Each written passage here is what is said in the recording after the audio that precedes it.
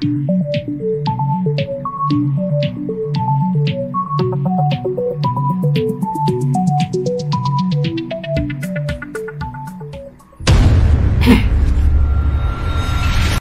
selamat datang dalam kuliah daring bersama saya Dudi Hartono.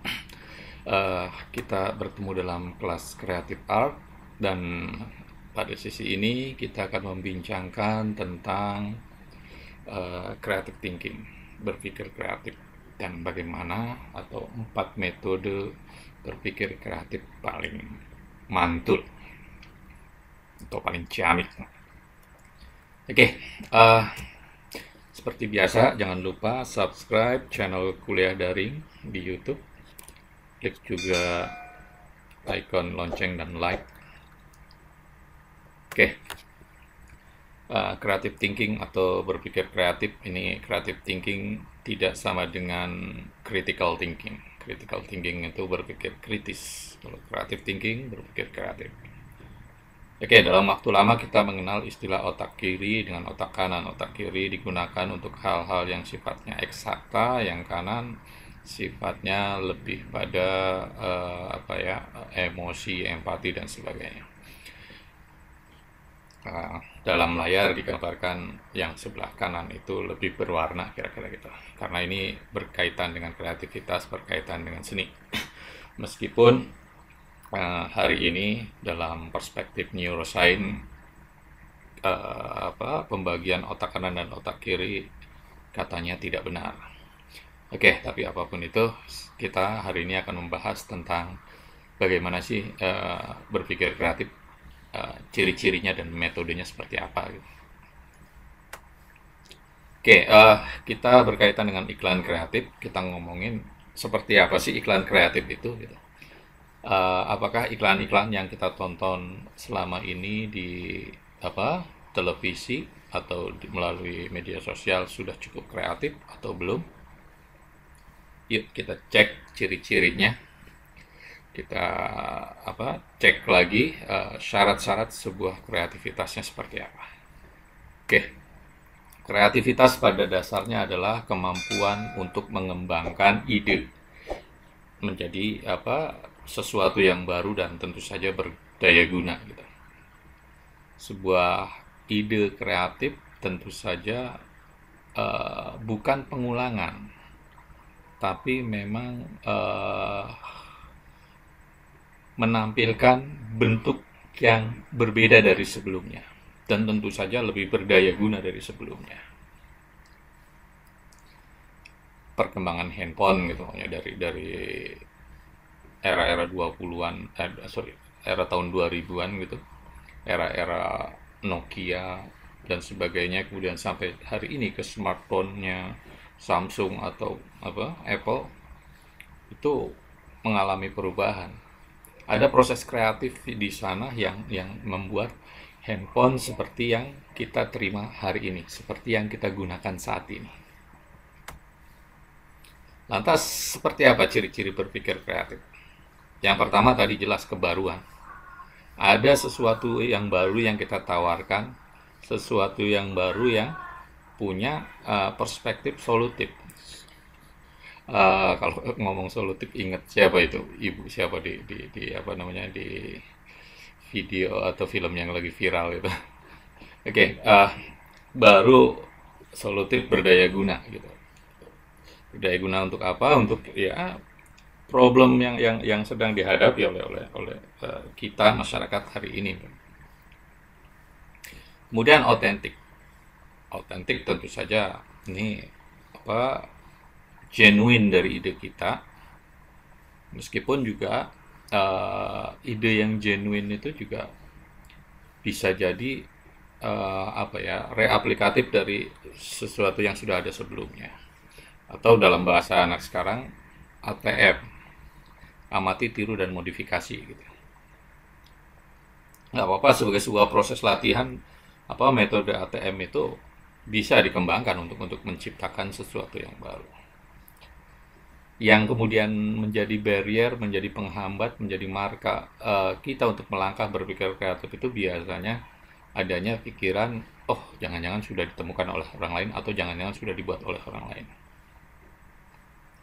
Nah, tugas kita untuk coba melihat sesuatu yang memang sudah ada, yang sudah dibuat oleh orang lain dari perspektif yang berbeda gitu. Orang kreatif tentu saja memiliki banyak perspektif, banyak angle dalam melihat sebuah objek gitu. Dan itu butuh latihan. Salah satunya ya kalau kalau apa kita bicara dalam apa periklanan ya kita harus sering nonton iklan, nonton film, nonton sesuatu yang bagus secara sinematografi pokoknya. Karena ini apa akan membantu kita dalam memilih angle, memilih type of shot, seperti itu. Ya, ada peribahasa bahwa tidak ada sebenarnya sesuatu yang benar-benar baru di muka bumi ini, nothing new under the sun gitu. Bahwa apa yang diciptakan hari ini sebenarnya ya bisa jadi reaplikatif. Umpamanya tidak akan ada helikopter seandainya Leonardo da Vinci tidak melukis apa capung gitu kan. Nah, itu kan sebenarnya idenya dari apa melihat capung terbang gitu. Atau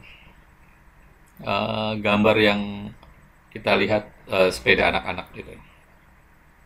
Sepeda anak-anak dengan tuas di belakang, tuas pengendali setirnya gitu.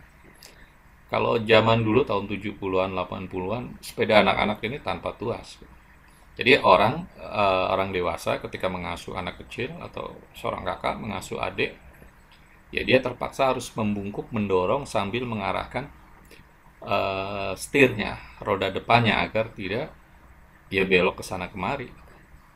Dan itu sesuatu banget buat punggung kita gitu.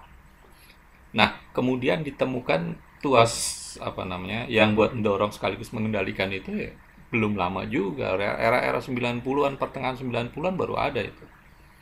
Atau motor dengan apa box helm di bawah jok.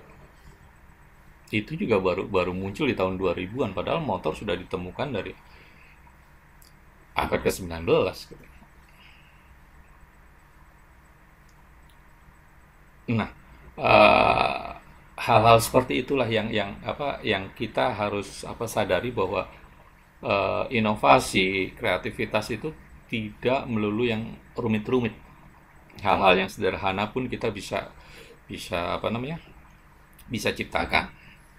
Kayak dulu di Metro TV ada program kalau nggak salah judulnya Out of the Box itu banyak banyak banyak proses kreatif yang muncul dari anak-anak muda dari sesuatu yang apa ya yang menjadi masalah mereka sehari-hari pokoknya anak-anak kos itu bermasalah dengan pakaian yang sedang dicuci kemudian ketika dia kuliah pulang karena hujan pakaiannya jadi basah gitu mereka berusaha menciptakan apa alat agar pakaian itu tetap kering meskipun hujan turun gitu atau biasanya traveler gitu problem atau masalah yang dihadapi orang-orang di stasiun atau di terminal itu adalah kursi untuk istirahat menunggu kendaraannya datang gitu.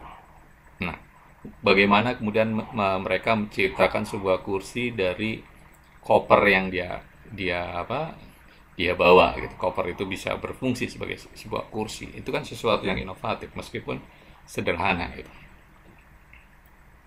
Oke, pada dasarnya iklan sendiri adalah sebuah industri kreatif gitu. Periklanan sendiri adalah kreativitas. Kenapa? Karena iya kita mulai dari bagaimana mengolah ide besar. Ide besar kemudian diterjemahkan dalam sebuah apa storyline. Kemudian diterjemahkan lagi dalam sebuah papan cerita atau storyboardnya gitu. Nah itu tuh ada proses kreatif. Kemudian eh, muncul bagaimana membuat angle yang baik, tata cahaya yang sesuai dan sebagainya. Nah, itu dari proses produksinya. Belum lagi dari ide apa namanya skenario nya, ceritanya. itu juga membutuhkan kreativitas. Namanya sebuah iklan apa namanya rokok. Iklan rokok di Indonesia tidak boleh menampilkan orang merokok, bungkus rokok, batang rokok, apalagi. Bagaimana orang kemudian para produsen itu berpikir keras agar tetap mereka bisa beriklan gitu. Nah, itu yang bisa kita saksikan hari ini, bagaimana mereka kreatifnya membuat iklan iklan rokok di apa namanya dalam industri periklanan di Indonesia. Jadi kreativitas dalam periklanan ya untuk waktu yang sangat lama ini menjadi sebuah apa ya, core-nya, menjadi sebuah jantung dari suksesnya iklan tersebut. Iklan kreatif tentu saja memiliki apa, stopping power yang tinggi, yang kuat gitu. Bagaimana kemudian orang dipaksa berhenti untuk memperhatikan iklan kita.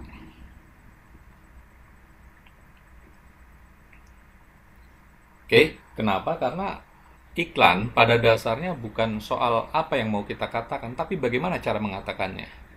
Kita mau mengatakan bahwa produk kita itu qualified, harganya bersaing, atau harganya murah lah katakan, atau meskipun harganya mahal tapi kualitasnya oke. Nah, bagaimana kita cara mengatakannya itu?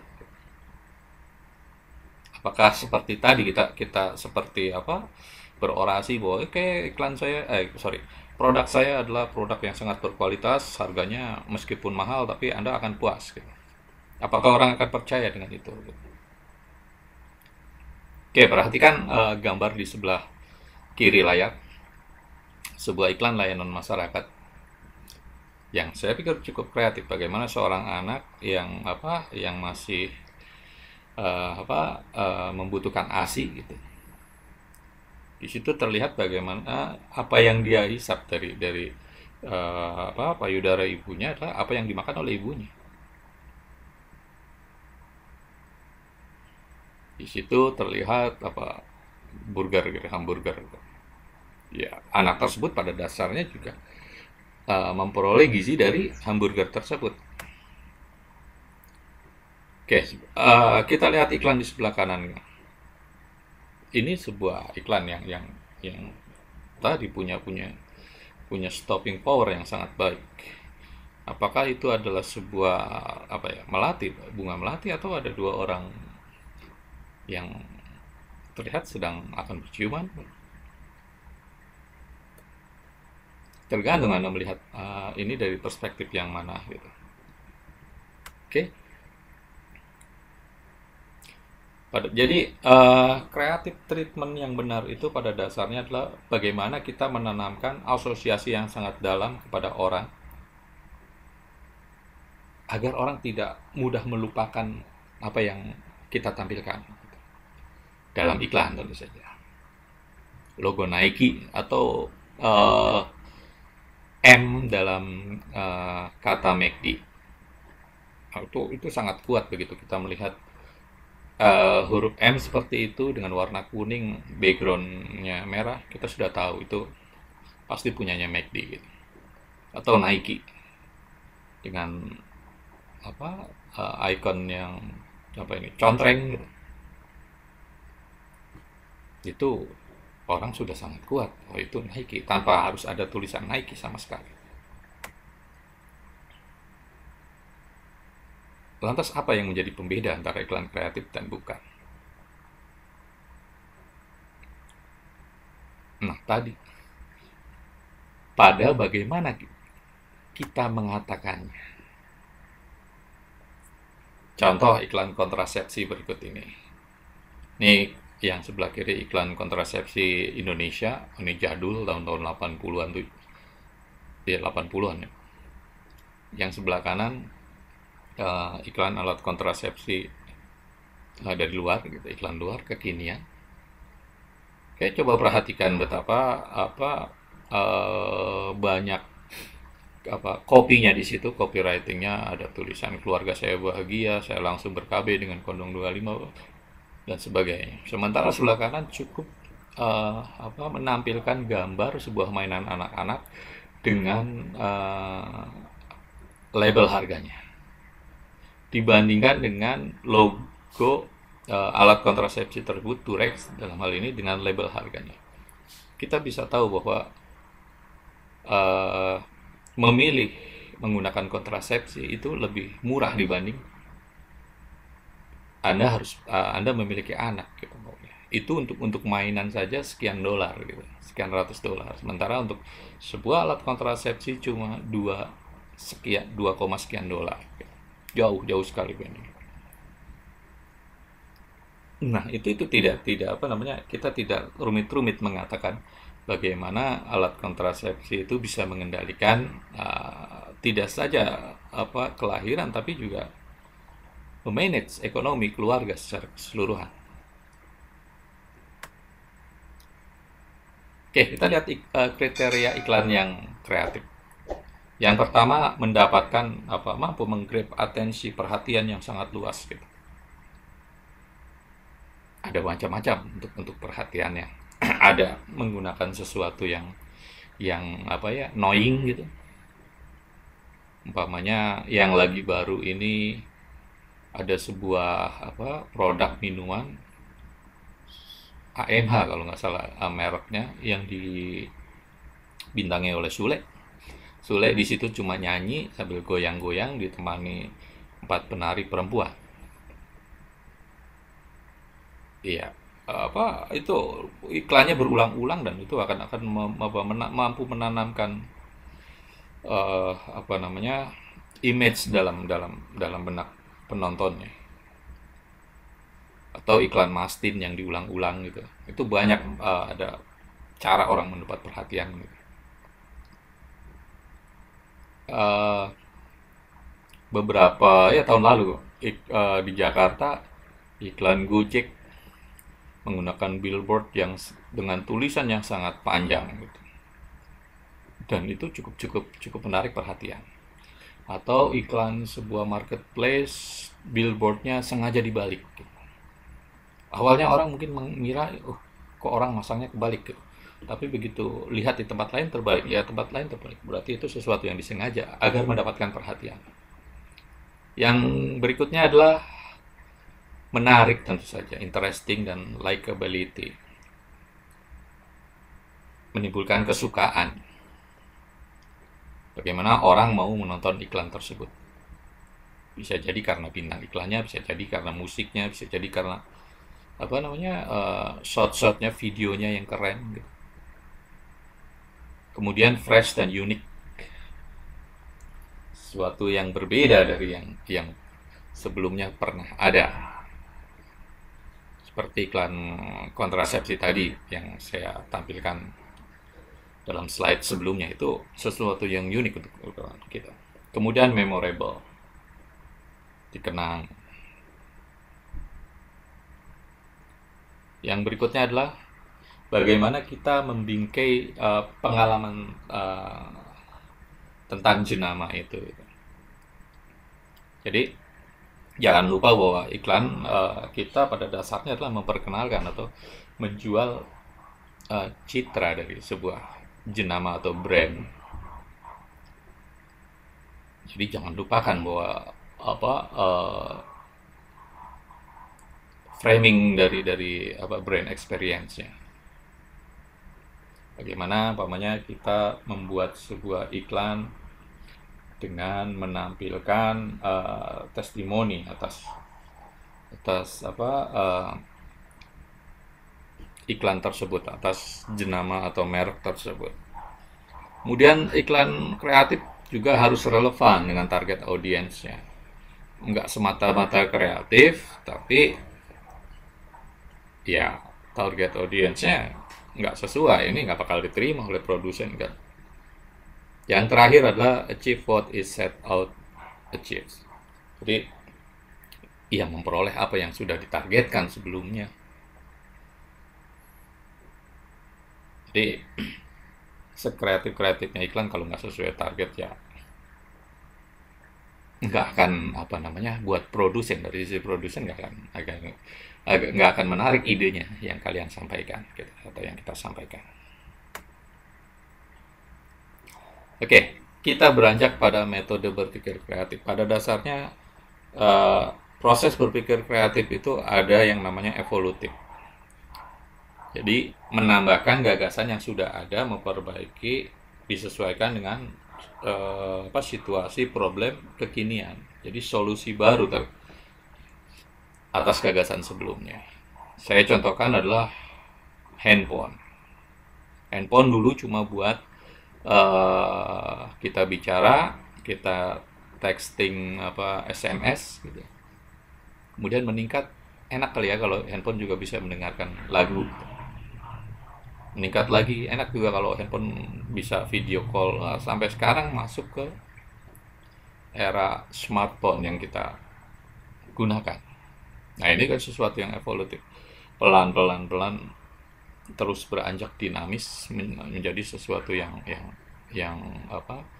baru, menemukan solusi sesuai dengan problem kekinian yang diharapkan oleh penggunanya. Handphone hari ini bukan sekedar alat komunikasi, tapi juga alat untuk merekam aktivitas video, foto. Bisa juga alat untuk menulis, bekerja, membuat presentasi dan sebagainya. Kemudian ada proses berpikir sintesis. Sintesis ini menggabungkan antara beberapa metode atau mengkombinasikan antara sesuatu ide-ide yang sudah ada dengan menjadi sebuah ide yang baru. Saya kembali contohkan smartphone. Smartphone itu pada dasarnya gabungan tadi antara telepon rumah katakanlah gitu. Kemudian dengan audio tape atau Walkman. Kemudian dengan komputer. Nah, sekarang kan smartphone bisa untuk menelpon, bisa untuk mendengarkan lagu, bisa untuk menulis, mengetik, membuat desain dan sebagainya. Nah, ini proses metode berpikir kreatif dengan cara sintesis. Kemudian ada yang disebut revolutif. Ini metode yang membuat sesuatu yang sama sekali baru dari sebelumnya yang nggak ada menjadi ada gitu. Namanya orang nggak berpikir bagaimana dulu ada sebuah majalah yang paperless gitu. Sekarang kita bisa membaca melalui e-book atau gitu, e-magazine gitu. Nah, itu di antara contoh-contoh yang revolutif. Kemudian yang banyak dilakukan hari ini adalah changing direction. Kenapa orang melakukan ini? Karena ternyata situasi hari ini tidak sesuai dengan visi misi yang mereka tanamkan ketika membuat perusahaan itu. Contohnya kantor pos. Kantor pos didirikan untuk urusan atau jawatan antar mengantar surat menyurat. Tapi hari ini siapa orang yang masih menulis surat? Kalau kantor pos tetap pada bisnis tradisionalnya, dia sudah gulung tikar. Akhirnya dia mengubah tujuan semula menjadi adaptif dengan situasi kekinian. Dengan cabangnya yang banyak, jaringannya yang tersebar di mana-mana, kantor pos sekarang bisa digunakan untuk membayar tagihan listrik, tagihan telepon dan sebagainya. Kantor pos mengembangkan pengantaran logistik. Yang dulu cuma dulu ada paket tapi tidak seperti sekarang yang lebih berkembang, atau dulu ada wesel, mengirim dengan wesel gitu, tapi tidak ada sistem pembayaran seperti tadi yang saya sebutkan, pembayaran listrik dan sebagainya. Changing direction juga kita bisa temukan pada mall gitu. Mall itu pusat perbelanjaan, tempatnya toko-toko berjualan. Tapi hari ini mall tidak lagi memiliki tujuan sekedar berjualan, tapi adalah juga pusat rekreasi, pusat pertemuan atau sosialisasi masyarakat. Banyak orang ke mall sekedar window shopping gitu, jalan-jalan atau sengaja mau ketemu teman, hangout di mall gitu, makan, ngopi, sambil ngobrol gitu, tanpa harus sengaja datang untuk membeli sesuatu, belanja gitu. Nah, itu changing direction gitu, mengubah tujuan karena situasinya sudah berbeda. Atau yang paling kekinian, Gojek Gojek itu awalnya hanya urusan untuk antar mengantar manusia, transportasi, mobilitas manusia dari satu titik ke titik yang lainnya. Tapi hari ini Gojek kemudian menjadi mengembangkan alat transaksi pembayaran melalui GoPay. Dia juga bisa memberikan apa namanya pinjaman melalui apa namanya pay later gitu. Kita bisa bayar pesan makanan dulu, kemudian dibayar ditagih pada akhir bulan. Makanya Gojek kemudian mengubah logonya, dia melakukan rebranding. Itulah changing direction. Kemudian reaplikatif. Melihat sesuatu yang usang dengan cara yang berbeda. Saya contohkan adalah kedai kopi. Kedai kopi pada zaman katakanlah 60, 70, bahkan 80. Itu adalah tempat nongkrongnya orang-orang tua. Orang ngopi itu banyak kan dilakukan oleh kakek-kakek. Tapi coba sekarang kita lihat di Starbucks, di Coffee Bean, atau tempat-tempat kopi lainnya. Anak-anak muda, perempuan lagi, banyak minum kopi. Dan kopinya juga bukan kopi yang kopi apa namanya, kalau istilah dulu kopi tubruk, kopi hitam gitu. Yang dikasih gula, dikasih air panas, nggak cuma itu kan, kopinya sekarang bervariasi. Nah, itu reaplikatif dari sesuatu yang sudah usang kemudian diubah dengan cara yang lebih baru dan kekinian gitu. Nah, ini nggak mudah untuk melakukan ini jika kita tadi punya pandangan yang sempit, punya prasangka apa yang membuat kita tidak bisa berpikir lebih jauh. Oke, untuk bisa menerapkan 4 metode tersebut, kita harus memiliki ini. Ada faktor kognitif, yaitu kemampuan IQ kita, seberapa kita kemudian berusaha mengembangkan kecerdasannya secara terus-menerus. Latihannya gimana? Iya, kalau kita orang iklan, ya banyak nonton iklan, banyak nonton film, macam majalah kalau kita mau desain gitu. Melihat sesuatu di sekeliling kita. Orang kreatif punya perspektif yang berbeda kan. Seorang fotografer, seorang seniman gitu melihat sebuah apa namanya keran karat itu ya bisa menjadi sesuatu yang indah. Beda dengan orang biasa yang lihatnya, oh karat gitu, nggak menarik. Di mata fotografer itu bisa difoto menjadi sesuatu yang sangat artistik. Kemudian pikirannya harus terbuka. Kita terbuka pada stimulus-stimulus baru, baik internal maupun eksternal. Hambatannya biasanya norma dan nilai-nilai lama, agama termasuk di sini. Nah, bagaimana kita mengenyahkan atau mengesampingkan dulu hal-hal seperti itu. Dalam ranah kreativitas, dalam ranah berpikir, lebih baik hilangkan marka-marka seperti itu. Bebaskan pikiran kita terhadap stimulus baru dan sebagainya. Nah, ketika kita mau mengaplikasikan, baru kita lihat konteks gitu. Jangan nabrak terhadap norma, jangan nabrak terhadap undang-undang, bahaya. Orang kreatif tentu saja orang yang bebas, mandiri, dan tentu saja percaya dirinya tinggi. Orang yang nggak bebas ya nggak bisa bergerak. Orang di dalam penjara kan nggak punya kebebasan, nggak punya kesempatan untuk banyak berkreasi. Meskipun ya tetap saja bisa kreatif gitu dalam penjara. Gitu. Dulu ada Arswendo almarhum, dia pernah dipenjara karena kasus. Ya dia bisa mengembangkan kreativitasnya, mengajak napi-napi itu yang biasa mentato tubuhnya kemudian mentato sendal jepit sehingga menjadi lebih punya nilai jual gitu. Mandiri ya tentu saja tidak terikat pada tadi nilai-nilai konvensional yang ada sebelumnya. Dan yang penting adalah percaya diri. Hari ini eranya masyarakat tontonan, the society of spectacle gitu. Kalau kita lihat di medsos ya orang menampilkan apa yang ada pada dia gitu, menjadi sebuah tontonan. Atau kalian bisa lihat gitu, banyak televisi sekarang menampilkan artis-artis maunya apa namanya berdonasi, berderma gitu. Ya itu bagian dari masyarakat tontonan. Ada artis memberikan apa hadiah yang wah untuk anaknya ulang tahun, sebuah mobil sport gitu. Ya inilah masyarakat tontonan gitu. Toh gitu. Apa yang dia berikan akan bisa bisa kembali gitu. Karena tontonannya mempunyai nilai tukar,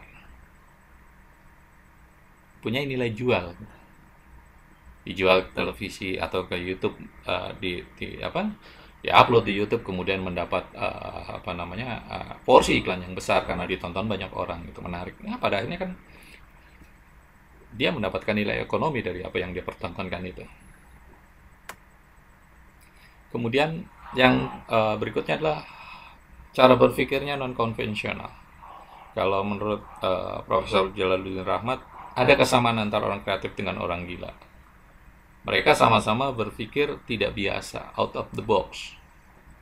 Hanya bedanya, orang kreatif mampu melakukan pencerahan, bisa memberikan problem solving terhadap masalah yang sedang dihadapi.